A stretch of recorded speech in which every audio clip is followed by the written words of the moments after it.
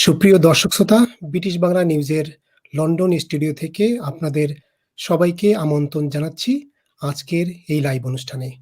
আশা করি আপনারা বিশ্বের যে যেখানে আছেন, ভালো আছেন, সুস্থ আছেন। এই অনুষ্ঠান জুড়ে সঞ্চালক হিসেবে আপনাদের সঙ্গ দিব আমি এটিএম মনিরুজ্জামান।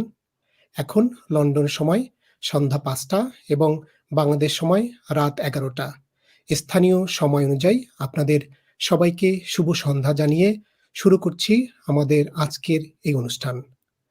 দর্শক শ্রোতা, আজ আমরা আপনাদের একটি আনন্দের সংবাদ দিতে আয়োজন করেছি আমাদের আজকের এই অনুষ্ঠান। ব্রিটেনে কমিউনিটির বিভিন্ন ক্ষেত্রে সংহতি এবং সেবার জন্য কাজ করায় ব্রিটেনের রানী দ্বিতীয় এলিজাবেথের কাছ থেকে বিশেষ সম্মাননা পেয়েছেন একজন ব্রিটিশ বাংলাদেশী। তিনি এবছরের অর্থাৎ ২০২০-এর ব্রিটিশ এম্পায়ার মেডেল বা বিইএমএ ভূষিত হয়েছেন। তিনি হচ্ছেন মিস্টার ইমরান আহমেদ চৌধুরী। তিনি একজন মুক্তিযোদ্ধা পরিবারের সন্তান, একজন প্রাক্তন সেনা অফিসার এবং ব্রিটেনে একজন সুপরিচিত কমিউনিটি লিডার এবং ব্রিটেনে চ্যারিটি সংস্থা centre for policy promotion and প্রিভেনশনের প্রতিষ্ঠাতা। মিস্টার ইমরান আহমেদ চৌধুরী, আপনাকে স্বাগত এই অনুষ্ঠানে। কেমন আছেন আপনি? ধন্যবাদ মনির। আমি অত্যন্ত আনন্দিত এবং অনুপ্রাণিত যে আপনি আজকে আমাকে আপনার অনুষ্ঠানে আসতে বলেছেন। আমি খুব ভালো আছি, ধন্যবাদ। আজকে এটা আসলে খুবই একটা আনন্দের দিন আমার জীবনের জন্য, কারণ আমি কখনোই কোনো স্বপ্নেও আমি কোনোদিন ভাবিনি যে আমি আমার ছোট্ট পরিসরে যে কাজগুলো করি এই কাজগুলোর জন্য যে আমাকে একদিন হঠাৎ করে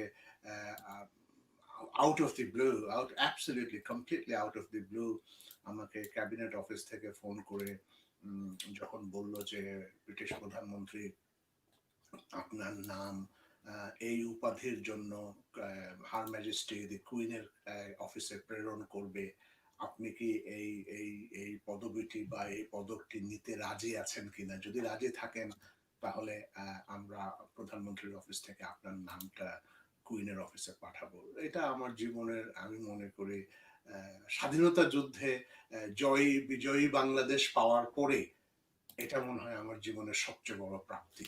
এবং আমি আজকে আসলে খুবই আনন্দিত, অনুপ্রাণিত, উদ্বেলিত এবং বিমোহিত।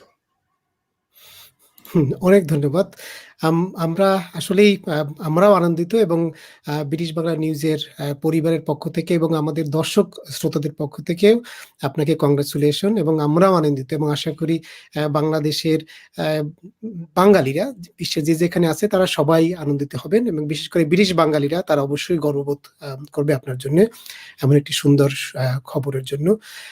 তো এরপরে আমরা আসলে আপনি তো যে কাজগুলোর জন্য এই পুরস্কারটি পেয়েছেন, হ্যাঁ? সেটিও কমিউনিটির জন্য করেছেন বিভিন্ন সময় এবং অনেক বছর ধরেই। এবং আপনার একটি প্রতিষ্ঠান আছে যেটির মাধ্যমে আপনি করছেন। আসলে তো সমাজের কোন ক্ষেত্রে আপনি কোন সেক্টরে আপনি এই সমাজসেবামূলক কাজগুলো করেছেন, বা আপনি একটু বলতেন যদি কাইন্ডলি আমাদের দর্শকদের উদ্দেশ্যে।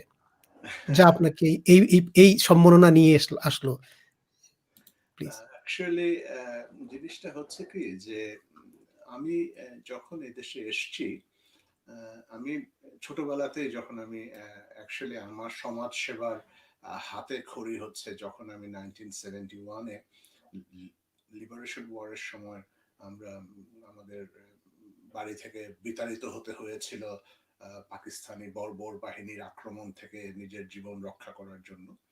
তো অনেক কষ্ট করে আমরা ভাই বোন এবং আম্মা মিলে আমরা অনেক কষ্টে ইন্ডিয়াতে যে হাজির হলাম, ইন্ডিয়া আগরতলাতে। ওখানে যাওয়ার পরে আমরা কয়েকদিন পরে একটা রেফিউজি ক্যাম্পে গেলাম।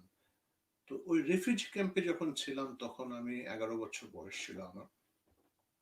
তো তখন ওই রেফিউজি ক্যাম্প থেকেই আমার জীবনের সমাজসেবা শুরু, কারণ আমি ছিলাম আমার পরিবারের 5 জনের ওই পরিবারের সক্ষম পুরুষ, 11 বছর বয়স্ক একজন।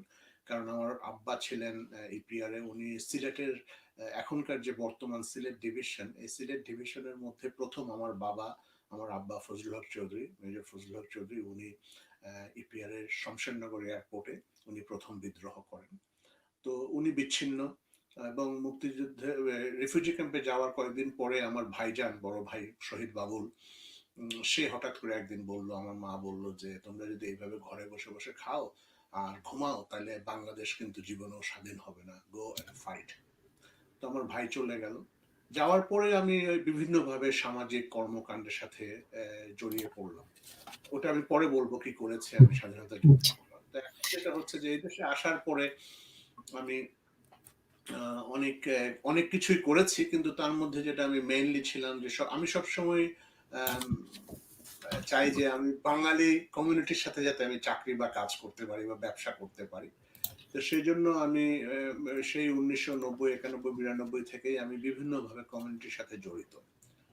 তো হুম, পরে যখন আমি নিজস্ব ব্যবসা শুরু করলাম, তখন আমি চিন্তা করলাম যে এখন তো আমার হাতে একটু অবসর সময় আছে। তো যেহেতু ব্যবসাটা ইভিনিং বেসড ছিল, তো আমি দিনের বেলা আমি বসে থাকতে পছন্দ করি না। তো আমি বিভিন্ন কর্মকাণ্ডের সাথে ইনভলভ হলাম, যে এদেশের বাচ্চাদেরকে বাংলা শিক্ষা দেওয়া। তারপরে আমাদের বাঙালি কমিউনিটির অনেকেই আছে যে তারা আপনার ইংরেজি ভাষায় খুব একটা প্রফিশিয়েন্ট না। তাই আমি বিভিন্ন কোর্ট কাচারি, আদালতে, জব সেন্টারে এবং বিভিন্ন জিপি হসপিটালে, জেলখানায়, যেখানে যেখানে বাঙালিদের দোভাষীর প্রয়োজন ছিল, সেই দোভাষী হিসেবে প্রথমে বেশ কতদিন কাজ করেছি। নরিচ থেকে শুরু করে, ওল্ডহাম থেকে শুরু করে, কার্ডিফ থেকে শুরু করে সব জায়গাতে আমি এবং to be honest with you, এগুলো আমি পার্সোনাল রেফারেলে যেতাম, যার জন্য হুম, আমি গভর্নমেন্টের কাছ থেকে কোনো পয়সা করে নিতাম না। আমি এখনো কোনো আমার আমার কমিউনিটি কাজের জন্য আমি কখনো কারোর কাছ থেকে কোনো পয়সা নেই না। এটা আমার আয়ের একটা উদ্বৃত্ত অংশকে আমি এই কাজে ব্যয় করি। তো আমি হুম, বিভিন্নভাবে, যেমন মনে করেন যে উম, আমি আমি একমাত্র ব্যক্তি যে 2000 সালের 1 জানুয়ারিতে লন্ডনে সোনার বাংলা নামে একটা রাইস আমি ইন্ট্রোডিউস করেছিলাম। তারপরে 1999-এ যখন বাংলাদেশের ক্রিকেট টিম প্রথম ওয়ার্ল্ড কাপ ক্রিকেটে খেলতে আসলো, তখন ওই ক্রিকেট টিমকে আমি স্পন্সর করার ব্যবস্থা করে দিয়েছিলাম, বিকজ আমি ওই কোম্পানিতে চাকরি করতাম তখন। এবং হুম, আমি বাংলাদেশের ক্রিকেট টিমকে 20,000 পাউন্ড একটা স্পন্সর মানি এনে দিতে পেরেছিলাম, যেটা নাকি আর কারোর পক্ষে সম্ভব হয়নি। তো এরপর থেকে যখন আমি আরেকটু বেশি ক্লোজ হলাম এবং লন্ডন থেকে নর্থহ্যাম্পটনে মুভ করে চলে আসলাম, তো তখন থেকে আমি দেখতে লাগলাম যে আমাদের কমিউনিটিতে আসলে এটা কাউকে অফেন্ড করার জন্য বলবো না, বাট আমাদের কমিউনিটিতে একটু ডিট্যাচড হয়ে যাচ্ছে। আমাদের বাঙালিত্বটা কেমন জানি হারিয়ে যাচ্ছে। বাঙালিত্ব হারিয়ে যদি আমরা ইংলিশত্ব গ্রহণ করতাম, তাহলে হুম, এটা তেমন কোনো একটা ব্যাপার ছিল না। কিন্তু আমরা বাঙালিত্ব হারিয়ে একটা ভিনদেশী একটি শত্রু গোষ্ঠীর আহ, ভোল আমরা গ্রহণ করতে যাচ্ছি, আমার কাছে কেন জানি মনে হলো। যে যারা একসময় আমাদের মা বোনদেরকে নিপীড়ন করেছে, অত্যাচার করেছে, রেপ করেছে, আমাদের ভাই বোনদেরকে পশুর মতো গুলি করে মেরেছে, ওই ওই ওই ধরনের দেশীয় লোকদের তল্পি বাহক হওয়ার মতো জানি কেন একটা আম, অভিপ্রায় আমাদের কমিউনিটির কিছু লোকের ভিতরে ঢুকে গেল, এবং তারা আমাদের বাঙালিত্ব বিসর্জন দিয়ে তাদের ওই কালচার এমব্রেস করার জন্য ওতপ্রোতভাবে জড়িয়ে পড়তে থাকলো, আমার কাছে মনে হলো। এবং তারপরে যেটা হচ্ছে যে, আইল বি অনেস্ট উইথ ইউ, আমি বাংলাদেশের অন্যতম শ্রেষ্ঠ ইসলামিক মাদ্রাসা এবং বাংলাদেশে যে ব্যক্তি ইসলাম প্রচার করেছেন, বাংলাদেশের অন্যতম রিভিয়ার্ড যে যে সেইন্ট হজরত শাহজালালের যে মাজার, ওই মাজারের যে মাদ্রাসা, যে মক্তব, সেই হুম, মক্তবে আমি পড়াশোনা করেছি। আমরা আচ্ছা, 3 ভাই ওখানে সকালবেলা পড়তে যেতাম। হুম, তো আমি ক্রমাগত ভাবে দেখতে লাগলাম যে আহ, আমি যে রিলিজিয়ানটা শিখেছি এবং যে রিলিজিয়ানটা আমার বাপ দাদারা এক সময়, আমার দাদার দাদারা সিলেটের বাসী ছিলেন, বাট ওই বিবাহ বন্ধনে আবদ্ধ হওয়ার মাধ্যমে আমরা ব্রাহ্মণবাড়িয়া এলাকাতে চলে এসেছি, যেটা নাকি ভেরি হুম, অ্যাডজাসেন্ট এরিয়াস। হুম, তো আমাদের আমাদের যে রিলিজিয়নটা ছিল এবং যে রিলিজিয়নটা আমার মনে করেন যে আমাদের যে হিসাবে আমার বাবার একটা রিসার্চে বলে যে আমরা হয়তো 1795 সালের দিকে আমরা আমাদের ফ্যামিলি ইসলাম ধর্মে গ্রহণ করেছেন। তো এখন জিনিসটা হচ্ছে যে আমরা যেই ধর্মটা শিখে এসেছিলাম, সুফিজম, আমাদের ধর্মের ভিতরে সেকুলারিজম ছিল, আমাদের ভিতরে কোনো হেট ছিল না। আমি বড় হয়েছি বাংলাদেশের, আমি 24টা জায়গায় থেকেছি, আমি 14টা স্কুলে পড়াশোনা করেছি।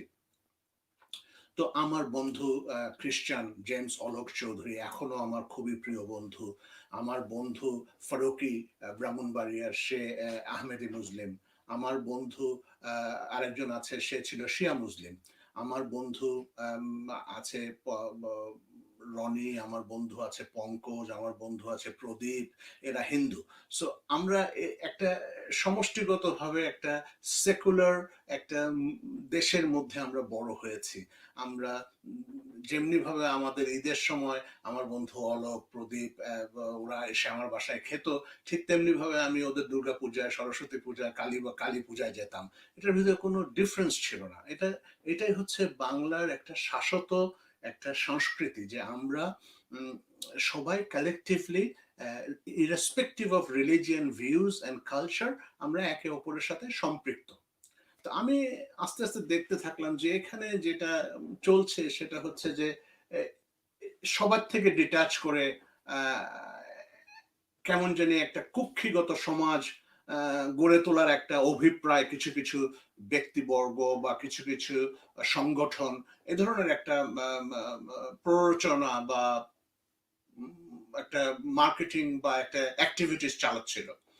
তো আমি মনে করি যে সবচেয়ে বড় জিনিসটা হচ্ছে যে আমার জন্ম যেখানেই হোক না কেন, আমি যেই হই না কেন, যেই ধর্মেরই হই না কেন, I must take pride in my roots. আমি যদি আমার রুটসের উপর ব্যাপারে আমি যদি প্রাউড না হই, তাহলে আমি কে আমি নিজেই তো জানি না। আরেকটা জিনিস আছে, there is a saying in English, if you don't know where you come from, you will never know where you need to reach. So আমি যদি আমার অতীত সম্পর্কে না জানি, তাহলে আমি বুঝবো কিভাবে যে আমাকে সামনে কোথায় যেতে হবে। তো এই কারণেই এসব বিভিন্ন কারণ। তারপরে যেটা হচ্ছে যে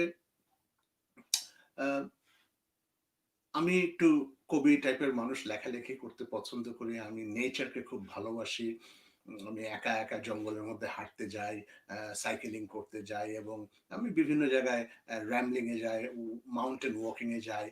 তো আমার তখন আমি নিজে নিজে কবিতা আবৃত্তি করি। তা আমি যেমন নজরুলের একটা কবিতা আছে, ওই জলকে চলে লো কার ঝিয়ারি, রূপ ছাপে না তার নীল শাড়ি।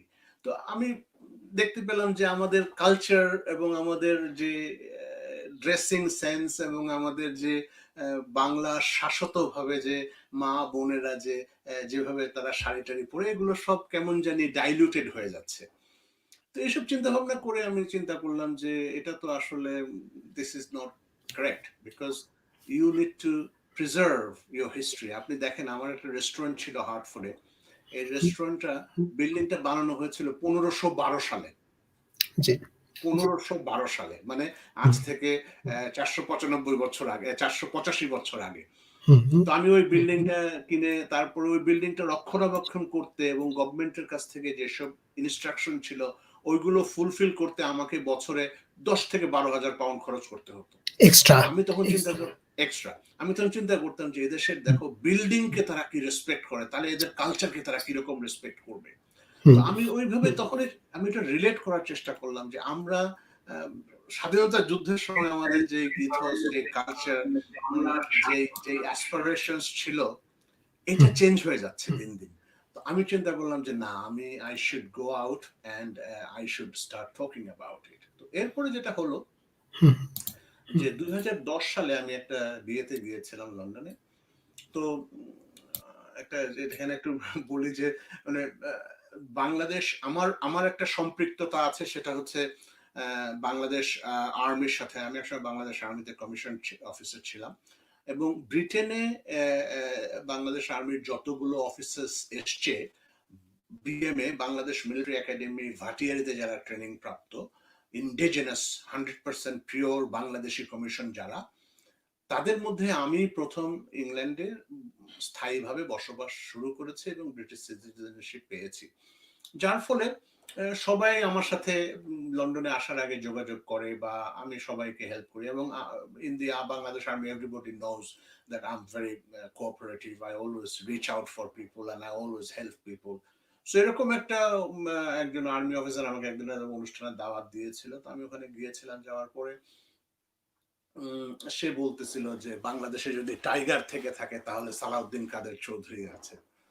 তো এটা অপমানজনক লাগছে আমার কাছে, খুবই খুবই অপমানজনক। কারণ এইভাবে যদি একজন শিক্ষিত একজন আর্মির মেজর যদি এই কথা বলে, তার মুখাপেক্ষী কিন্তু অনেক লোক, এবং সে যদি এই মিথ্যা ইতিহাস প্রমোট করে, তাহলে একদিন এমন একটা জিনিস হবে যে এটাই সত্য। গোয়েবলের মতো যখন হিটলারের প্ররোচনা সে করত, এত বেশি মিথ্যা কথা সে বারবার বলতো একই কথা, যেটা নাকি পরে সত্যে পর্যবসিত হয়েছিল।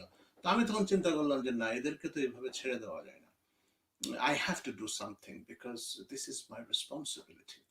কিন্তু তার আগে আমি কখনোই কাউকে কোনোদিন বলতাম না আমি মুক্তিযোদ্ধার ছেলে, আমি আর্মিতে ছিলাম, আমার বাবা মুক্তিযোদ্ধা, আমার ভাই শহীদ হয়েছে।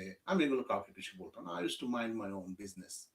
তো 2010 সাল থেকে আমি তখন, ওই দিন আমি বিয়ে বাড়িতে খেলাম টেলাম না। I got very angry, I was very angry with that gentleman, and I left. And I drove to Northampton 70 miles, and I was just thinking যে আমি যদি এখন কথা না বলি তাহলে এমন একটা সময় আসবে যে আমার ছেলে আমার মেয়েরা যাদের চাচা বা কাকা যুদ্ধে জীবন আত্মত্যাগ করেছে, যার দাদা এই যুদ্ধ শুরু করেছে, আমি এত কষ্ট করেছি, এই সব ইতিহাস এদের কাছে ভুল প্রমাণিত করে দেবে।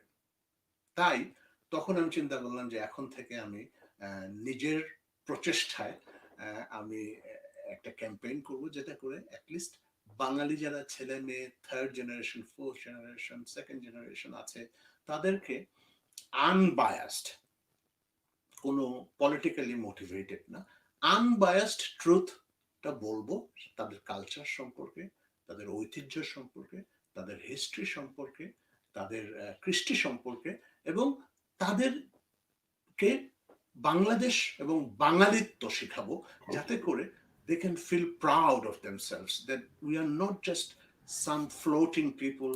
We have come to this country, we have a long heritage, we have documented history of last 4,000 years old history. We are a very enriched ethnic group in the world, the third largest ethnic group in the world. So এইভাবে আমি শুরু করলাম আর কি আমার কি বলবো সমাজ সেবা বা সামাজিক কর্মকাণ্ড। তো এইভাবে চলছে এখন। তো আমি এর মধ্যে মনে করেন যে আমি অ্যাক্টিভিটিস এর মধ্যে আমি সব বিজয় দিবস, 21শে ফেব্রুয়ারি, তারপরে আপনার স্বাধীনতা দিবস, এবং যেখানে কোনো বাঙালি কংগ্রেগেশন হয়, যদি আমাকে তারা, আমি তো ক্ষুদ্র মানুষ, সবাই তো আমাকে চিনে না, যদি কেউ চিনে বা জানে এবং তারা আমাকে ডাকে, তো ডাকলে আমি কোনো সময় মানা করি না। যদি কার্ডিফে যেতে হয়, স্কটল্যান্ডে যেতে হয়, এডিনবরা যেতে হয়, পার্থ যেতে হয়, ইনভারনেস যেতে হয়, কর্নওয়ালে যেতে হয়, আমি নিজের পয়সা ব্যয় করে যে আমি 10 মিনিটের বক্তৃতা দিয়ে আসি, because I do it for my passion, I don't do it for any recognition. আমরা যদি আপনার সকল ইচ্ছা এবং মোটিভেশনটাকে সামারাইজ করি, তাহলে আপনি এই ব্রিটেনে বসবাসরত বাঙালিদের বাঙালিত্ব টিকিয়ে রাখার সংগ্রাম করছেন। আপনি বাঙালি I'm not a revolutionary, no, I'm a very relaxed চেষ্টা man. করছেন। আমি যেটা করতে চাই সেটা হচ্ছে, আমি একটা জিনিস মনে করি যে it's not সংগ্রাম, it's not যুদ্ধ, it's nothing, it is let's talk. আপনি যদি কথা বলেন, কমিউনিকেট করেন, লজিক দিয়ে যদি কথা বলেন, যারা বুদ্ধিমান তারা আপনার কথা গ্রহণ করবে। এবং আমি মনে হয় একমাত্র ব্যক্তি যে আমি প্রমোদে ঢেলে দিনু মন এখনো করি নাই। আমি নৌকাটা হয়তো উজান বেয়ে চলেছি, বাকি সবাই কিন্তু নৌকার স্রোতের সাথে তাল মিলানো অলরেডি শুরু করে দিয়েছে। আমার কাছে দুঃখ লাগে যখন আমি দেখি যে আমার বাঙালি পোশাক ছেড়ে আমি ইংলিশ পোশাক গ্রহণ না করে আমি আরেক ভিনদেশি পোশাক পরতেছি। সো এটা হচ্ছে একটা কালচারাল একটা আগ্রাসন, যেটাকে বাংলায় বলে।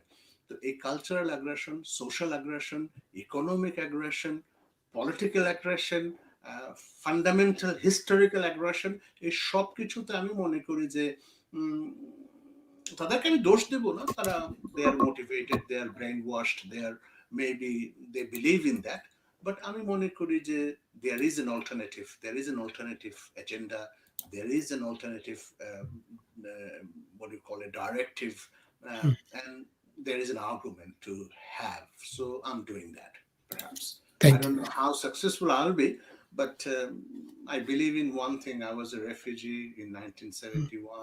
আমরা ওই হিস্ট্রিতে আসবো। একটু এর আগে যদি বলেন যে আপনি আরেকটি বেশি খুব গুরুত্বপূর্ণ, যেটা হলো দেখা যায় যে বিভিন্ন সংবাদ মাধ্যমে, ব্রিটিশ সংবাদ মাধ্যমে আসে যে আমরা মুসলিমরা মানে ব্রিটিশ কালচার, ব্রিটিশ সোসাইটির সাথে তেমন একটা আ এই মানে খাপ খাওয়াতে পারি না। তারা বিভিন্ন সময় রিপোর্টে এবং রিসার্চে সেটাই বলে। কিছুদিন আগে দেখা গেছে যে ব্রিটিশ মুসলিম রা অন্য রিলিজিয়াসকে মানে খুব কম সংখ্যক মনে করে যে তাদের মানে বিবাহ বন্ধনে আবদ্ধ হওয়া উচিত। তো এরকমের নিউজ কিন্তু আমরা প্রায়ই দেখি। তো সে বিষয়ে আপনি যেটা বললেন অলরেডি যে আপনি চেষ্টা করছেন তাদেরকে মানে ব্রিটিশ ভাবধারায়, ব্রিটিশ কালচারের সাথে একটা আ সম্পর্ক স্থাপন করা। অর্থাৎ বোঝানো যে be a Roman when you were in Rome. হ্যাঁ, Thank you. It's a very important question. Very, very important question. So এটা আপনাকে অনেক ধন্যবাদ সেটার জন্য। জি, আপনি যদি কিছু বলতে চান। জি। জিনিসটা হচ্ছে যে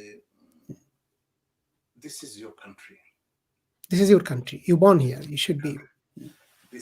This is my descendants, my পরবর্তী পুরুষদের কান্ট্রি। আমার ছেলে মেয়ে, আমার নাতি, আমার আমি মানে grand children, Bangladesh is a Nemesis for them. তারা যাবে বাংলাদেশে হলিডে করতে, তারা সবসময় বাঙালি ফুড খাবে, ভাত খাবে, সবকিছু করবে। এটা আমি একটু এড করি। চিকেন টিক্কা মাসালা become the most popular dish in UK. আপনি জানেন কিনা সেই রিপোর্টটা? আমি জানি, বাট ওইটা একটা ডিফারেন্ট ইস্যু, ওটা পরে বলবো। বাট জিনিসটা হচ্ছে যে তো আমাদের আমাদের বাঙালিত্বর একটা রেশ থেকেই যাবে। কিন্তু যেটা ইম্পর্টেন্ট হচ্ছে সেটা হচ্ছে এই যে আমি যে সোসাইটিতে বড় হচ্ছি, আমি যেই মানুষদের সাথে স্কুলে যাচ্ছি, যে মানুষের সাথে কলেজে যাচ্ছি, ইউনিভার্সিটিতে যাচ্ছি, যে মানুষের সাথে ফুটবল খেলা দেখতেছি, যে মানুষের সাথে বসে আমি আড্ডা মারতেছি, এবং তার থেকে যদি আমি সবসময় একটা ডিস্টেন্ট মেন্টাল একটা এমবার্গো, মেন্টাল একটা ডিস্টেন্স যদি মেনটেন করি, তাহলে it's not fair and it's unfair. মানে you are living someone else's life. Yes. তো ২ নম্বর হচ্ছে যে এখানে অনেক ফ্যাক্টর আছে। এখানে শুধু বাঙালিদের দোষ দিলেই হবে না। হ্যাঁ? আমরা অনেক সময় এগিয়ে যাই, ওরা হয়তো আমাদেরকে গ্রহণ করে না। এটাও একটা ফ্যাক্টর আছে। এবং আমরাও গ্রহণ করি না বিকজ আমাদের মাথার ভিতরে বিষ ঢুকানো হচ্ছে। ঠিক আছে?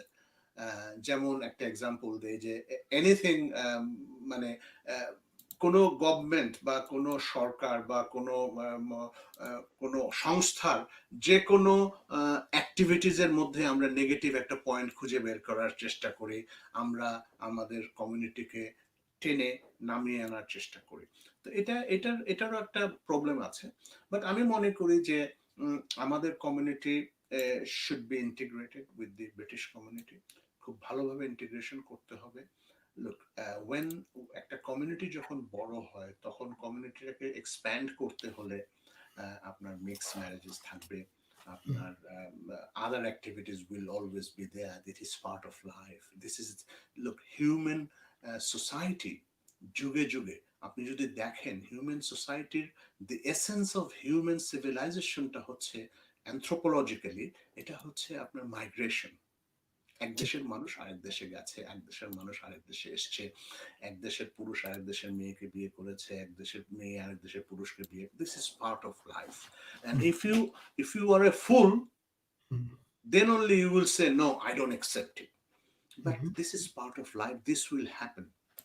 But এটা থেকে যেটা মেইন জিনিসটা হচ্ছে যে you have to have mutual respect. You have to respect all the other religion. এখন জিনিসটা কি, the কম্পিটিশনটা হচ্ছে whose god is bigger than whose god. That is not the religion doesn't say that. What religion says, everybody's God is everybody's God. You respect everybody's God and you worship your own God. Do not undermine his God for the sake of making your God bigger one. So that is where the problem lies. এবং আমাদেরকে, আমাদের বাচ্চাদেরকে, আমাদের যুবকদেরকে এটা খুব clearly বুঝাতে হবে যে this is not what you are listening, this is not the truth. এবং এই অল্টারনেটিভ এজেন্ডাটা বলার জন্য আমি মনে করি আমাদের কমিউনিটিতে এখনো আমার মতো 100-200 লোকের দরকার। আমি একা তো lone ranger, right? You need more 200, maybe 500 more people to say the same thing. But listen, একটা জিনিস আপনাকে বলি, সবাই আমাকে বলে, are you not afraid? I'm not afraid. Why am I afraid for?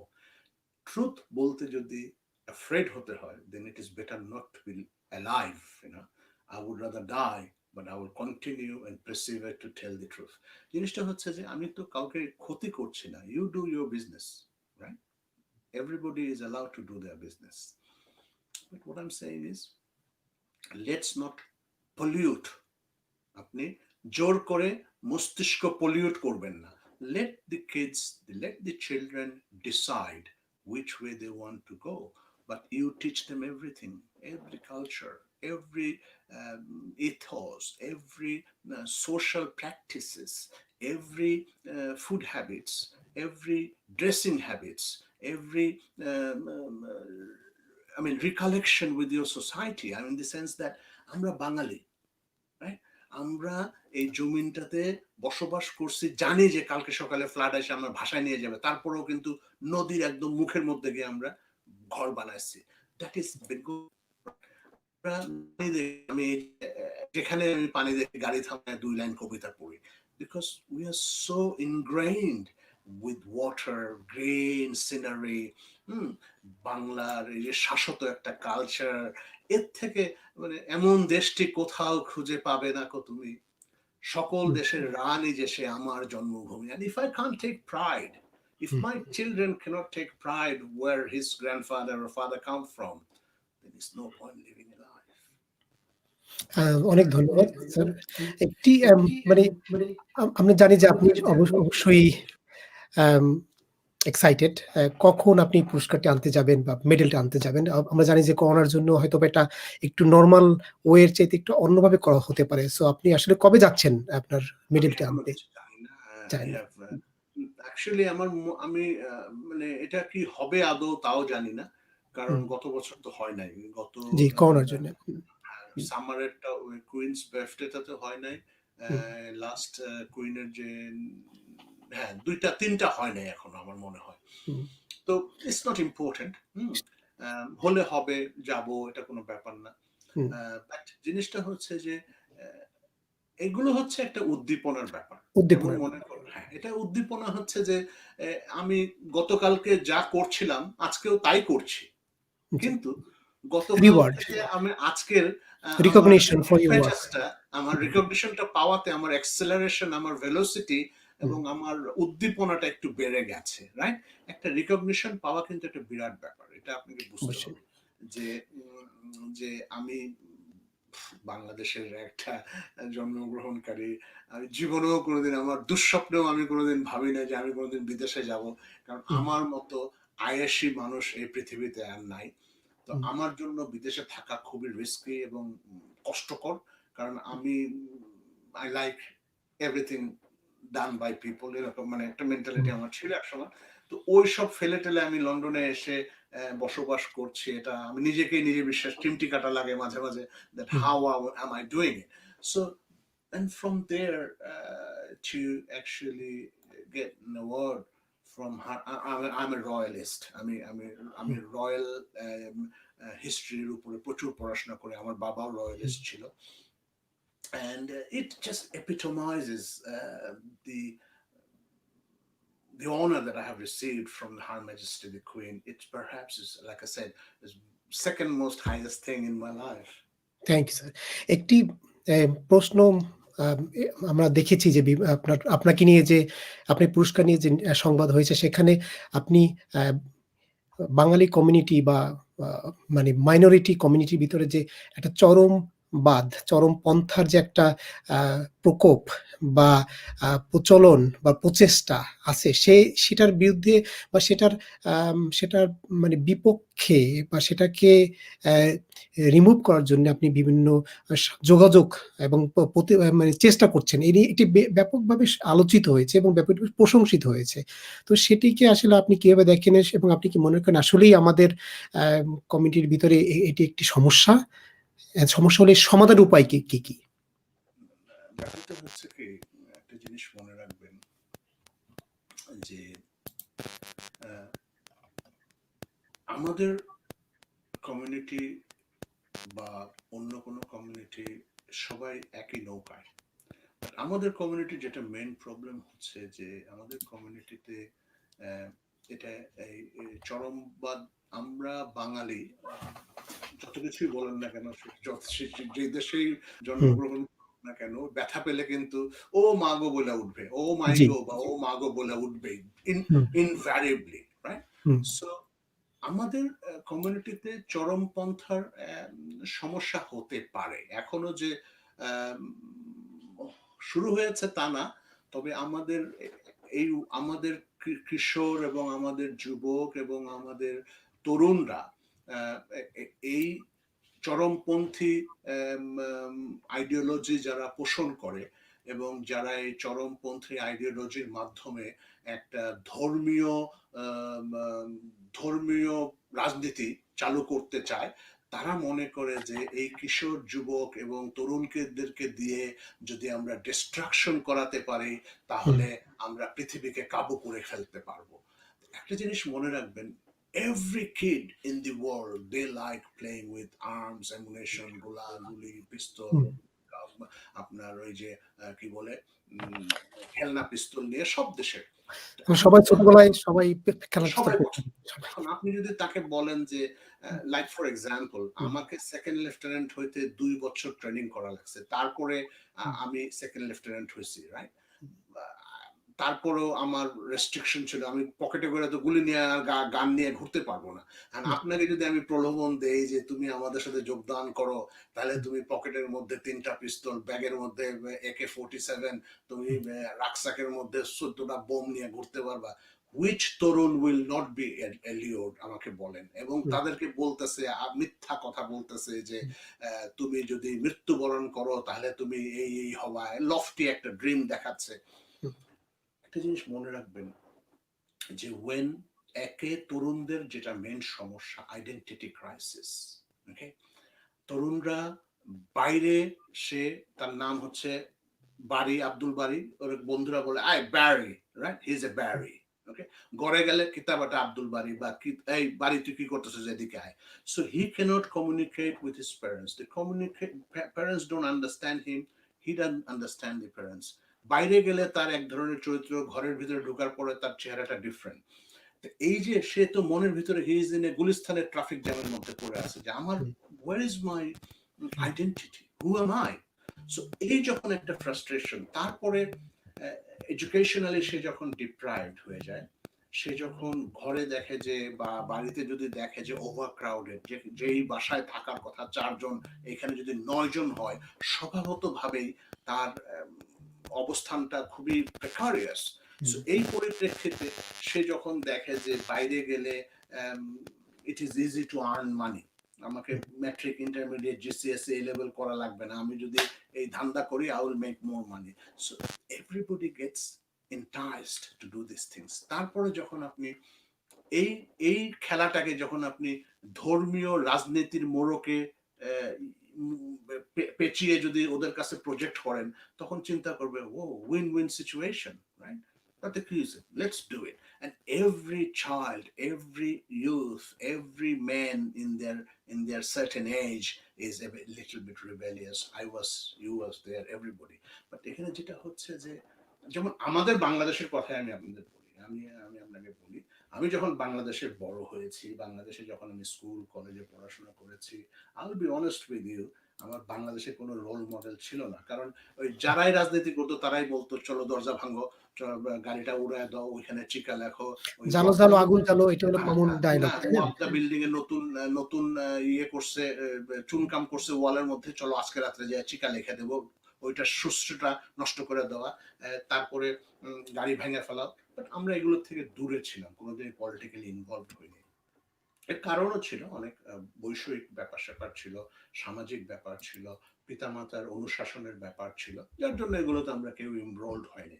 কিন্তু আপনি যদি, যেহেতু ঘরে গেলে আমার সবকিছু ছিল, so if my house was loving and affectionate and all the amenities are there, তখন আমি বাইরে যাব না, আমি ঘরে থাকতে পছন্দ করব, ঠিক আছে? তো এই জিনিসগুলো, এটা দেখেন, এটা শুধু যে আমি যে মানে উগ্রপন্থার কথাই বলবো না, এখানে দেখেন এইভাবে আমাদের তরুণ তরুণীরা ড্রাগের সাথে ইনভলভ হয়ে যাচ্ছে, এটাও কিন্তু সেম অঙ্ক, সেম। নাইফ ক্রাইমের সাথে ইনভলভ হয়ে যাচ্ছে, জি। অ্যান্টি সোশ্যাল বিহেভিয়ারের সাথে ইনভলভ হয়ে যাচ্ছে। এদের কোনো কেরিয়ার গাইডেন্স নাই, জিসিএসসি এ লেভেল করে এরা কি কি অ্যাভিনিউ এদের জন্য ওপেন আছে তারা খুঁজে পাচ্ছে না, রাইট? তারা ওই একই লাইনে ফলো করার চেষ্টা করতেছে, ডাইভার্সিফাই করতেছে না।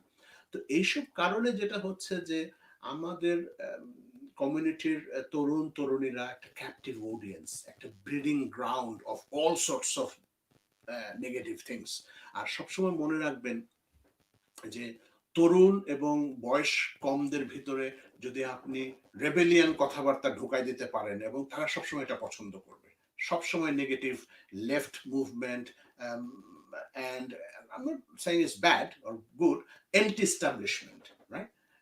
এটা বাংলাদেশে দেখবেন যে ওই মানে কিছু হোক না হোক সরকার বলছে আমি কি করব, রাইট? দোষ দিয়ে দেবে সরকারের উপরে। So because there is a problem of accepting official order. So the same thing I think resonates in this country. We need to be careful. um, Parenting is very important.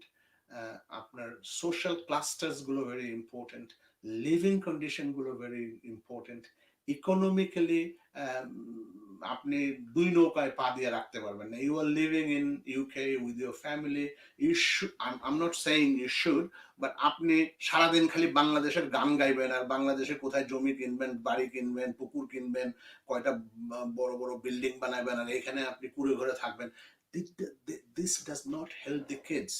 তারা detached হয়ে যায় যে কি ব্যাপার, আমি আমার কোনো value নাই, কিন্তু they have other peoples value in the family, so then they feel detached from the family when they go out.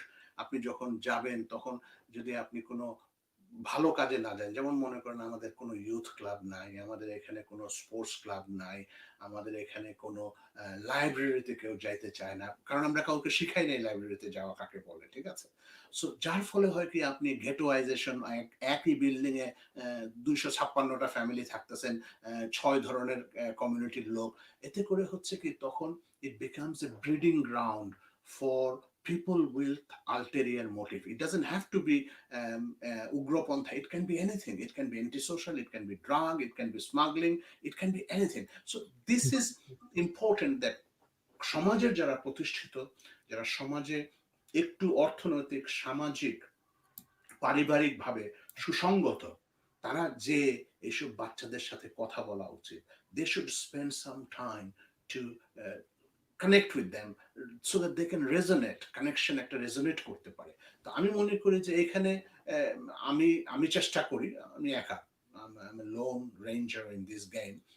I have motivated few people, তারা এখন আমার লাইনে কথা বলে, একসময় তারা খুবই নেগেটিভ ছিল আমার কথাবার্তার ব্যাপারে, বাট এখন slowly and gradually I think I have been able to motivate them, because I talk logically, I talk from my experience, I talk from the world at large, with a very view of the bird's eye view of the world at large, what is happening all around the world. So from that perspective আমি অনেক কিছু লোককে motivate করার চেষ্টা করেছি। But look, according to 2011 এর যে সেন্সাসটা হয়েছিল অফিস অফ ন্যাশনাল স্ট্যাটিস্টিক্স এর, ওই সেন্সাস অনুযায়ী ইউকে তে 474,000 বাংলাদেশিরা থাকে। এখন এ- এই এটি কি ব্রিটিশ সিটিজেন বাদে ব্রিটিশ ব্রিটিশ, বাঙালি, সরি সেকেন্ড, এটা কি ব্রিটিশ বাঙালি প্লাস নন ব্রিটিশ কম্বাইন্ড? না বাংলাদেশি। এখন আপনি সিটিজেন বা নন সিটিজেন, আপনি হয়তো ওকে, আপনি পার্মানেন্ট রেসিডেন্ট হিসেবে আছেন, এখানে বা whichever way if you have হতে voter পারে। লিস্টে আছেন, হ্যাঁ, হুম, বাট ইলিগেল না, but hmm, that's the thing. So okay, এখানে 474 now if you the next census যেটা হুম, হবে সেটা হবে 2021 এ, 11 বছর পরে পরে 10 বছর পরে পরে হয়। সো আপনার এই সেন্সাসে হয়তো it will be more than 500,000 I am sure. তো এখন জিনিসটা হচ্ছে যে 500,000 এর মধ্যে যদি আপনি if you take 5 people in a family, there are about 100,000 families. Huge 100,000, হ্যাঁ, হিউজ 100,000, নাম্বার। হুম, 100,000 families, 100,000 families এর মধ্যে আপনার invariably 50% lives in London, hmm, 50,000 families। এখন এই 50,000 ফ্যামিলিজে আপনি যদি অ্যাট এনি গিভেন টাইম, যে কোনো সময় যে কোনো দিনে আপনি বাঙালি কমিউনিটির অ্যাটলিস্ট 200 থেকে 250,000 বয়েজ অ্যান্ড গার্লস আর either going to primary school, secondary school or university, 250,000 easily.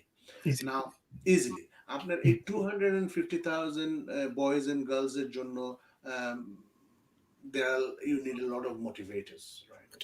I mean engage করতে হবে তাদেরকে, তাদেরকে কালচার সম্পর্কে বলতে হবে, তাদেরকে বাংলাদেশের ঐতিহ্য সম্পর্কে বলতে হবে। আমি একটু কোশ্চেন করি যে সেটা হচ্ছে আপনি কি মনে করেন যে বাংলাদেশের বাইরে বাঙালি বাঙালি বিশ্বের যে দেশেই আছে তার ভিতরে ব্রিটেনে কিন্তু অনেক পুরাতন এই কমিউনিটি, বাঙালি কমিউনিটি বিশ্বের অন্য যেকোনো দেশের তুলনায় পুরাতন এবং আম বেশ স্ট্রং। আমাদের ৪ জন মনে হয় এমপি আছে। তো আপনি কি মনে করেন যে কালচারাল আম কালচারকে টিকিয়ে রাখার জন্য, বাঙালিত্ব টিকিয়ে রাখার জন্য আমাদের do we have enough organization, enough arrangement আপনি কি মনে করেন? এবং আমি আপনাকে বলি, না ওইটা নাই, বাট আমি যেটা বলতেছি যে বাংলাদেশি যারা আমাদের পূর্বপুরুষরা এই দেশে এসেছেন, they were amazing people, absolutely amazing. I mean আপনি ভাবতেও পারবেন না, ওনাদের কাছে শ্রদ্ধায় মাথা অবনত, সত্যি। বিকজ আপনি লন্ডনটা, আমি যখন এসেছি তখন কিন্তু লন্ডনটা অন্যরকম ছিল, আজকের লন্ডন না। না, Okay? তারা এই এই এই এরকম একটা ঘিঞ্জি অন্ধকার, সারাদিন কুয়াশাচ্ছন্ন, চিমনির আপনার ধোঁয়া বেরোচ্ছে, তারপরে বৈরী একটা পরিবেশ, না এক লাইন বাংলায় বা ইংলিশে কথা বলতে পারে, রেসিজম আউটসাইড। রেসিজম তো ইনর্মাস, রাইট? It was এখনো তো প্রচুর। আমি আমি আমি আপনার ফেসবুকে প্রত্যেকদিন লেখি যে হুম, আমি Imran Chowdhury, I get racist abuse every other week, perhaps hmm, once or twice. So this is part of life, ঠিক আছে? তো তার মধ্যে ওনারা যে কালচারটাকে ইনট্যাক্ট রেখেছেন, ফ্যামিলি গুলোকে নিয়ে এসছেন, নিয়ে এসে ওনাদের ওনাদের কাছে আমরা চিরকৃতজ্ঞ। কৃতজ্ঞ। হুম, এনর্মাসলি ওনারা এক একজন মানে মনুমেন্টাল অ্যাচিভমেন্ট ওনাদের। জি, তারপরে যেটা হচ্ছে যে প্রবলেমটা হচ্ছে কি যে you have to understand the world has changed, okay? World has changed because এই ওয়ার্ল্ডের মধ্যে অনেক people are there with ulterior motives. তো যার ফলে তারা poverty stricken, ghettoized community, তারপরে easy to manipulate with lot of false information about establishment, politics, religion and everything করে তারা এখানে একটা ফিশিং ব্রিডিং গ্রাউন্ড বানিয়েছে। এটা আমরাই শুধু সাসেপ্টেবল না, most of the immigrants communities are susceptible, apart from Indians. Indians are different spectrum and move করে গেছে, which we should follow, which we should emulate and we should adopt. তো এখন জিনিসটা, বাট আমরা আবার everything we are segregating with religion, hmm, right? It's not right, because religion is part of you. I'm a Muslim, right? You can see my Quran at the back. I read it whenever I get time. Hmm, This is my inspiration, right? But I'm not dogmatic. I am open for receiving other information and respecting everybody else. তো এখন জিনিসটা হচ্ছে যে এই পন্থা থেকে এই উগ্রপন্থা, এই নাইফ ক্রাইম, এই অ্যান্টি সোশ্যাল বিহেভিয়ার, এই গ্যাং লাইফ, এগুলো থেকে, এবং একটা ক্যারেক্টার পার্সপেক্টিভ, একটা আপনার we have to play to in progression in various carriers. এটার জন্য আমি মনে করি যে আমাদের কমিউনিটিতে যারা একটু সামর্থ্য আছে, যাদের ভিতরে একটু ইন্টেনশন আছে, যারা দেশ মানে যারা বাঙালিত্বকে নিয়ে চিন্তা করে, who wants to keep the society intact, ethos intact, culture intact, aspirations and the ethnic অরিজিনটা যারা ইনটেক্ট রাখার চেষ্টা করে, আমি মনে করি তাদের তাদের নিজস্ব ভাবে এগিয়ে আসা উচিত। এবং কিছু কাজ করলে আমি মনে করি we will shine like nobody's business. I mean, বাঙালি কমিউনিটির যে কি অ্যাচিভমেন্ট, এটা আপনি যে একটু আগে বলেছেন chicken tikka masala, it is a big achievement, it is a mammoth achievement. We should be very very proud of our ancestors or present protagonists who are engaged in the restaurant trade.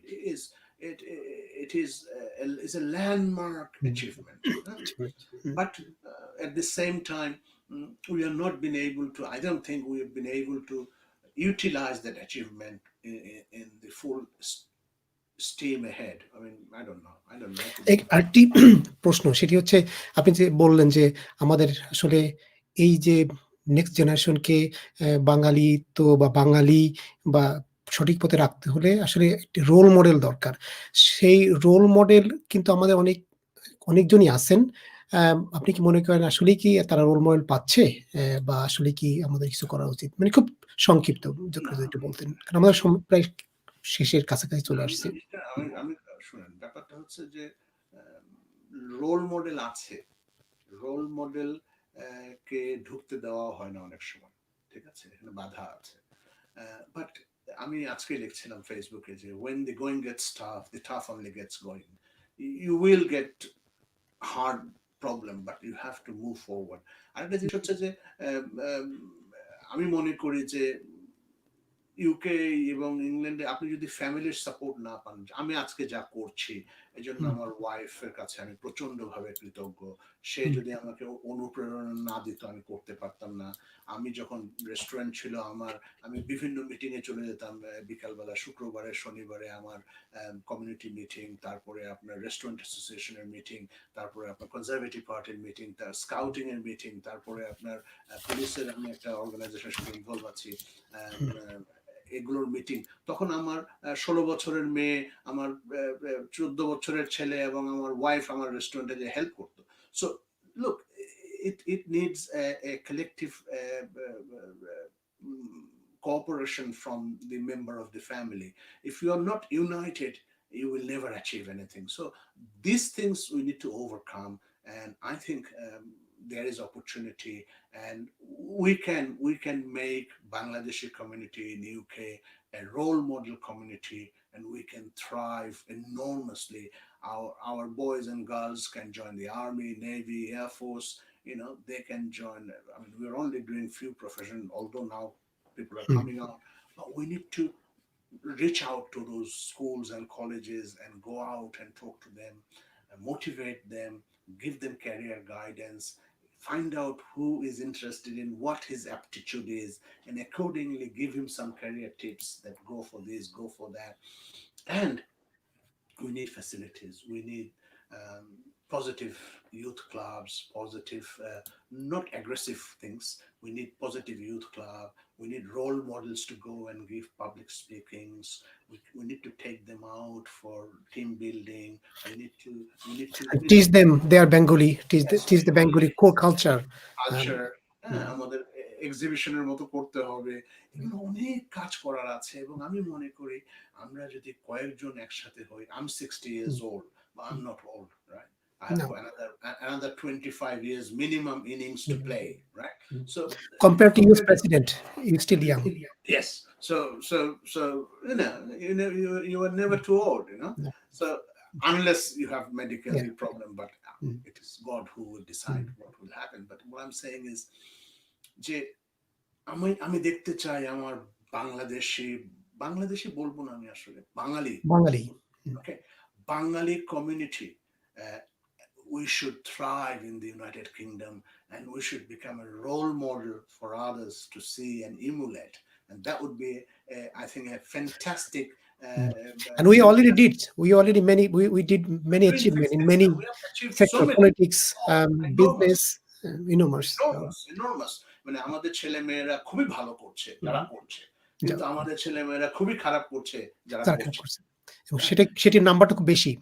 আমাদেরকে এটা একটু balance হুম, করতে হবে এবং যার জন্য আমি মনে করি আমি তো ক্ষুদ্র মানুষ হ্যাঁ চেষ্টা বাট যারা আমার থেকে সবাই। অনেক বুদ্ধিমান ভালো সফল প্লিজ এগিয়ে আসুন ji. Let's make Bengali proud thank you thank you sir. আর জাস্ট লাস্ট কোয়েশ্চেন, আপনি তো বলছিলেন যে আপনি ৭১ এর সময় আপনি ইন্ডিয়াতে ১১ বছর বয়সে অনেক মাস ছিলেন।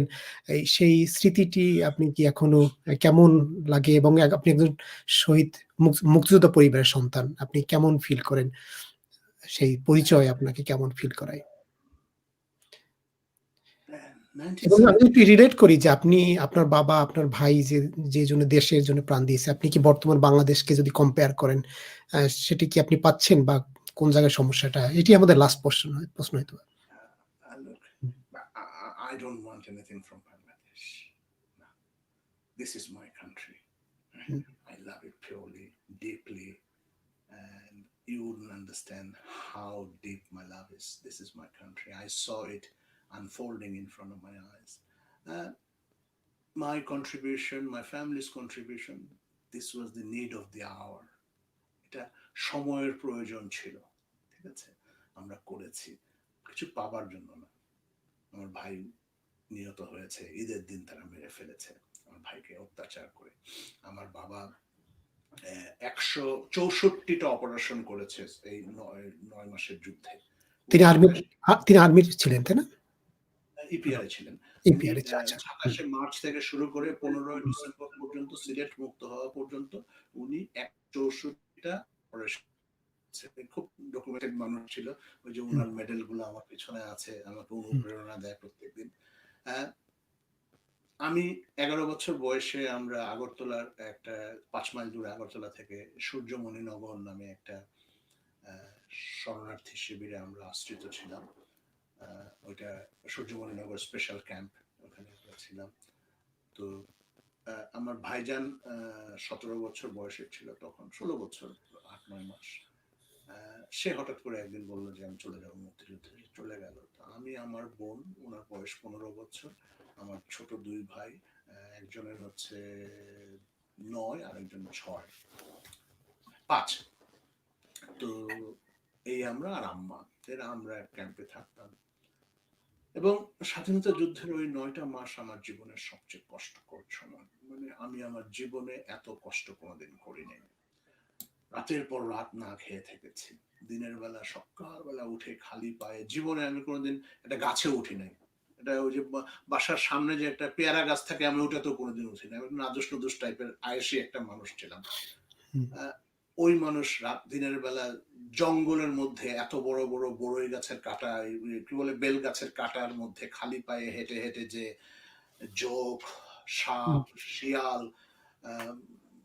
তারপরে আপনার কি বলে যে শুয়োপোকা এগুলোর মধ্যে যে আমি লাকড়ি কেটে নিয়ে আসতাম বাসার জন্য মানে আমাদের রুমের জন্য যেখানে আমরা ছিলাম refugee life is not luxury, it's just basic. ৩ দিন রেশনের লাইনে দাঁড়িয়ে থাকতাম সকাল থেকে সন্ধ্যা পর্যন্ত বিকালে অনেকদিন রেশন পাই নাই এর মধ্যে আমরা একটা সাংস্কৃতিক দল করলাম সাংস্কৃতিক দল করে আমরা বিভিন্ন মুক্তিযোদ্ধা ক্যাম্পে ক্যাম্পে আমরা যে গান গেতাম নাটক করতাম আমার বোন আমি আমার আরেক বন্ধু আছে ঢাকায় মেজর আশিস আমার খুবই প্রিয় বন্ধু মারা গেছে ২ বছর আগে আপনার এই যে বর্তমান যে আইনমন্ত্রী যে আছে ছোট ভাই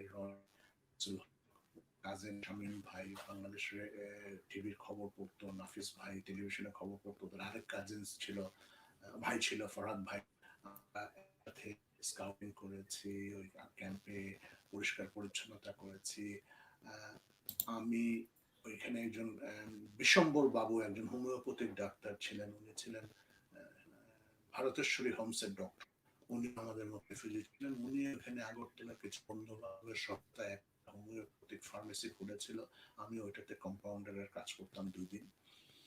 তারপরে সাংস্কৃতিক দল করতাম, এবং যখন আপনার অক্টোবর নভেম্বরের দিকে জয় বাংলা পত্রিকা নামে একটা পত্রিকা বের হওয়া শুরু হলো, আমি আর রনি আর আমাদের আরেক বন্ধু ছিল সমরদা, উনি ইন্তেকাল হয়ে গেছেন, ভগবান ওনাকে সুপ্রসন্ন জায়গায় রাখো, খুবই ভালো মানুষ, আমার থেকে 2 বছরের বড়, আমাকে খুবই স্নেহ করতো। তা আমি সমরদা আর রনি, মানে জানিসুল হকের ছোট ভাই, আমরা বিভিন্ন, আমাদের আশেপাশে অনেকগুলো রিফিউজি ক্যাম্প ছিল। মনে রাখবেন যে 71 যদি আপনি না দেখেন, 71-কে বর্ণনা করা যাবে না ভাষায়।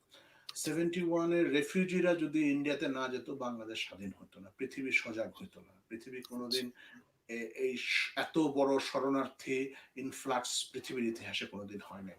তো আমাদের আশেপাশে কোটি লক্ষ লক্ষ মানুষ, আগরতলার ত্রিপুরাতে 6 লক্ষ মানুষ ছিল, আর আমরা আমরা রেফিউজি ছিলাম মনে হয় 8 লক্ষ, মানে জনগণের থেকে রেফিউজি সংখ্যা বেশি।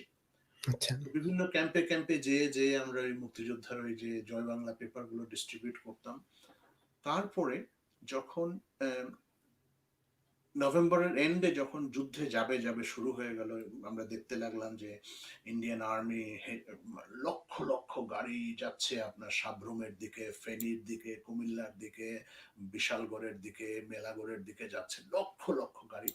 তখন আমাদেরকে শেখ ফজলুল হক মনি, উনি আসতেন আমাদের ক্যাম্পে সবসময়, এবং ওনার খুবই নিকটতম সহচর ছিল আমার এক কাকা, আজিজ কাকা, মুজিব বাহিনীর, উনি কসবা এবং ব্রাহ্মণবাড়িয়া মনে হয় কুমিল্লা ডিস্ট্রিক্টের হেড ছিল, I don't know, he was a big man.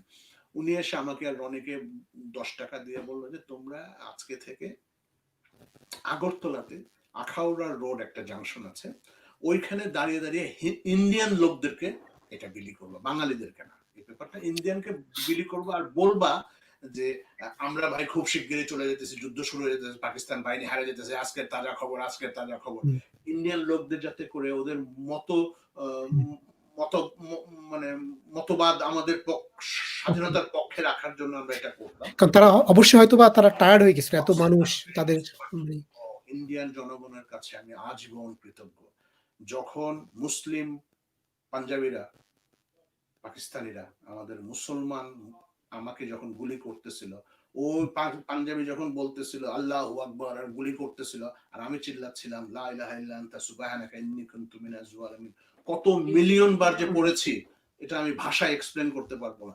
কিন্তু তখন আমরা এক মুসলমান যখন আরেক মুসলমানকে মারতেছে, আমরা ইন্ডিয়ার হিন্দুদের কাছে গেলাম, এবং ওরা আমাদেরকে ওপেনলি ওপেন আর্মে গ্রহণ করে নিল, থাকার জায়গা দিল, বাসস্থান দিল, আমাদের কোনো কাপড় চোপড়, আমরা এক কাপড়ে বেরিয়ে গেছিলাম ব্রাহ্মণবাড়িয়া থেকে, আমাদেরকে কাপড় দিয়েছে, ঘরের ঘর দিয়েছে, বাসন কোসন দিয়েছে, লেপ তোষক দিয়েছে।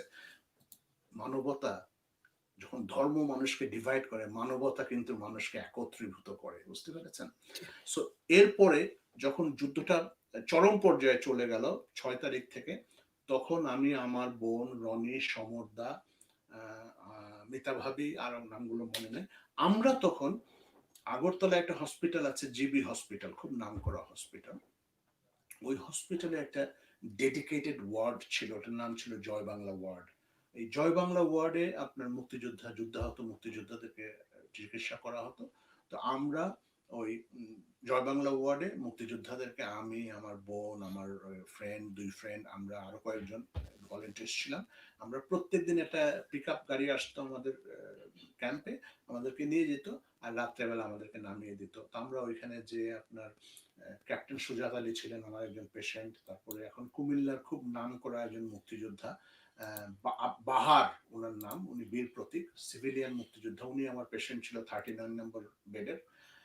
এই পেশেন্টদেরকে আমরা ওষুধ খাওয়াতাম, তারপরে ব্যান্ডেজ চেঞ্জ করতে সহায়তা করতাম, টয়লেটে নিয়ে যাওয়ার ব্যবস্থা করতাম, অনেক সময় বেড প্যান নিয়ে আসতাম, এবং নার্সদেরকে সহায়তা করতাম। এইভাবে করতে করতে, এবং 16 ডিসেম্বর যেদিন হয় ওই দিনও কিন্তু আমি হসপিটালে ছিলাম, এবং হসপিটালে বসেই শুনেছি যে বাংলাদেশ স্বাধীন হয়ে গেছে। এবং ওই হসপিটাল থেকে আমরা ওই গাড়ির জন্য আর অপেক্ষা করি নাই। আমি, আমার বোন, আমার ওই বন্ধুরা মিলে আমরা 5 মাইল দৌড়ে চলে আসছি বাসায়, মানে ক্যাম্পে। আচ্ছা। তারপরের দিন তো বাংলাদেশে চলে এসেছিলাম। সো এই স্বাধীনতা যুদ্ধের এই কষ্ট এবং এই স্মৃতি, স্মৃতি এবং এই এই যে প্রেরণা মানবিক প্রেরণা বিপর্যয়, হুম, মানবিক এইটাই চিন্তা আমাকে ধাবিত করেছে আপনাকে আজকে আমি এই কাজটা করি। হুম, এইটাকে, এই অনুপ্রেরণাটা কিন্তু স্বাধীনতা যুদ্ধ। স্বাধীন যুদ্ধ। আমি আমি হুম, রাজনৈতিকভাবে আমি কোনো দলের না। আমার হুম, পিতাও কোনো দলের না, আমার ভাইজানও কোনো দল করতেন না। হুম। বাট আমরা স্বাধীনতার শক্তি। আমরা স্বাধীনতা, বিশ্বাসী।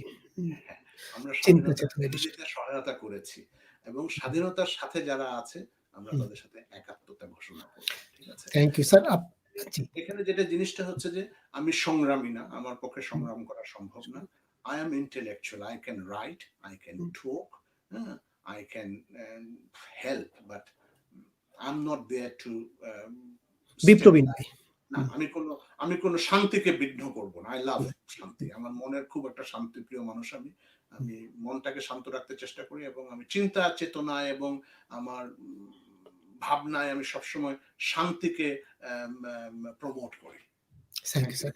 আরেকটি জাস্ট 30 সেকেন্ড আপনি তো এবার করোনার ব্রিটেনে মহামারীর সময় এবং এখনো আপনি অনেক চেষ্টা করছেন মানুষকে সচেতন করার জন্যে, মাস্ক দিচ্ছেন এবং সেগুলো সেগুলোর জন্য আমরা আমাদের কমিউনিটির পক্ষ থেকে আপনাকে ধন্যবাদ জানাই এবং আ আমরা আশা করি আপনি এখনো চালিয়ে যাচ্ছেন। সো আপনারা জানেন যে আমরা সেকেন্ড ওয়েভ আছি, খুবই খারাপ অবস্থা। সো আপনি আ মানে শেষ বার্তা যদি আমাদের দর্শকদের উদ্দেশ্যে বাঙালি কমিউনিটি, ব্রিটিশ বাঙালি কমিউনিটির উদ্দেশ্যে যদি কিছু বলতে চান, তারপরে আমরা বিদায় নেব অনুষ্ঠান থেকে। প্লিজ। খুবই ইম্পর্টেন্ট এবং আমি কিন্তু এই করোনাতে আমার এক পার্টনার আছে, বিজনেস পার্টনার, নাজ ইসলাম। আমরা দুজনে একদিনও ঘরে বসে থাকি নাই, কিছু না কিছু করেছে আমাদের সম্পর্কে। ফেসবুকে অনেকেই মন্তব্য করেছে, কেন তোমরা বাইরে যাও, কেন তোমরা এটা করো, কেন আমরা যদি বাইরে না যেতাম তাহলে অনেক কিছুই হতো না। অ্যাটলিস্ট নর্থ হ্যাম্পটনে আমরা বাঙালিদের ভিতরে আমি আর সেই মনে হয় সবচেয়ে বেশি প্রোঅ্যাক্টিভ ছিলাম। জি, একটা জিনিস হচ্ছে যে এই করোনা ভাইরাসে আমাদের বাঙালি কমিউনিটি কিন্তু হেভিলি সাফার্ড হয়েছে, সাফার করেছে। হেভিলি সাফার্ড হয়েছে। এবং আমি বিজনেস জানতাম, এবং লাইফ লস ২ টাই। আমি প্রথম থেকেই আপনার ওই এক্সারসাইজ করার ভিডিও টিডিও আমার ইউটিউবের মাধ্যমে, আমার ফেসবুকের মাধ্যমে আমি বলেছি যে you need to build resilience, you need to be stronger, you need to have vitamin D and hmm, all of that. But এটা হয় নাই। বাট যেটা হচ্ছে যে এটার মধ্যে অনেক আপনার ব্যাড পাবলিসিটি চলতেছে। যেমন এখন একটা নতুন জিনিস আসছে যে হালাল হারাম। সরি, হালাল না হারাম, টিকা জিনিসটা টিকা হলো হালাল একটা, হারাম। মানে হুম, বাজে কথা, রাইট? হুম, আগে বাঁচতে হবে। হুম, আর এইগুলো কোত্থেকে আসে আমি বুঝি না। I don't understand. Look, it is, humanity is at risk. Hmm, Okay, our future generation is at risk. আমি আজকে দোকানে গিয়েছিলাম, আমি কথা বলতেছিলাম, আমি বলতেছিলাম যে my wife cannot talk to me, I think she is in a meeting, she is busy working from home. এবং আমি বলতেছিলাম যে আমারও লেখালেখি বেড়ে গেছে অনেক বেশি। একটা ছেলে তখন বলতেছিল, ইমরান ভাই জানেন, উম, আজকে 9 মাস হয়ে গেছে আমার কোনো চাকরি নাই, আমি ক্যাব চালাতাম লন্ডনে, ব্ল্যাক ক্যাব, আমি বেকার, আমি এখন মুখাপেক্ষী হয়ে পড়েছি আত্মীয় স্বজনের পয়সা এবং গভর্নমেন্টের পয়সার উপরে। তা আমি, মানে আমার চোখ দিয়ে পানি চলে আসছে। এখন জিনিসটা হচ্ছে যে the whole community is suffering. আমাদের হুম, রেস্টুরেন্ট গুলো সাফার করতেছে, আমাদের বাচ্চাদের স্কুলে যেতে পারতেছে না, ঘরগুলোতে ওভার পপুলেটেড পিপল অনেক বাসায় আছে, এতে করে সাংসারিক প্রবলেম হচ্ছে। তারপরে আমরা নিয়ম মানতেছি না এবং আমরা মনে করতেছি যে আমরা খুব strong, nothing is hmm, going to happen. The community need to understand that the pandemic does not know your color, your religion. religion, or your size of your body. এটা বাতাসে ঘুরে বেড়াচ্ছে। So hmm, don't go out please if you don't have to, and hmm, stay at home এবং ল break করো না। আমাদের একটা tendency আছে ল ব্রেক আপডেট করা, করার। right? We always look for the shortcut. আমার সাথে যারা মিশে তারা আমাকে একদম পছন্দ করে না, কারণ আমি ওই লর বাইরে কিছু করতে চাই না দেখে তাদের কাছে আমি খুব একটা পছন্দনীয় ব্যক্তি না। but doesn't matter. I want to live my life the way I want to live, not listening to anybody else. আমি অনুগ্রহ করে আমাদের কমিউনিটিকে বলবো যে আপনারা প্লিজ অনুশাসনগুলো মেনে চলেন এবং নিয়ম ভঙ্গ করেন না, এবং এই যে মেডিকেল যে ট্রিটমেন্ট গুলো আছে এগুলোর মধ্যে কোনো বাখরা দিয়েন না। Let people survive. Our future generation needs their parents. Our community needs the elderlies, and we have to protect them. Thank you very much, and I'm really honored, humbled, thank you. and delighted. Thank you sir. প্রিয় দর্শক শ্রোতা, এতক্ষণ আমাদের সঙ্গে ছিলেন একজন community leader, একজন আম সমাজসেবক, একজন ভালো মানুষ, একজন একজন ছোট মুক্তিযোদ্ধাও যদি বলি আমরা। তো এবং একজন মুক্তিযোদ্ধা পরিবারের সন্তান। আমরা তার সাথে কৃতজ্ঞ। তিনি আমাদের সময় দিয়েছেন। তিনি এবার ব্রিটিশ এম্পায়ার মেডেল 2020 পেয়েছেন রানী এলিজাবেথের কাছ থেকে, এবং তার জন্য অ্যাজ এ বাঙালি হিসেবে আমরাও গর্বিত। এতক্ষণ আমাদের সঙ্গে যারা ছিলেন এবং আমাদের প্রোগ্রাম যারা দেখেছেন, সবার প্রতি আমরা কৃতজ্ঞতা প্রকাশ করছি, এবং ভবিষ্যতে যারা দেখবেন তাদের প্রতিও আমাদের ধন্যবাদ রইলো। সবাইকে শুভকামনা এবং সুন্দর স্বাস্থ্যর প্রত্যাশা জানিয়ে, এবং আপনারা ভালো থাকবেন, এবং আগামী বছরের হ্যাপি নিউ ইয়ার জানিয়ে আজকের মতো আমরা এখানেই বিদায় নিচ্ছি। আবার দেখা হবে অন্য কোনো অনুষ্ঠানে। ভালো থাকবেন। শুভরাত্রি।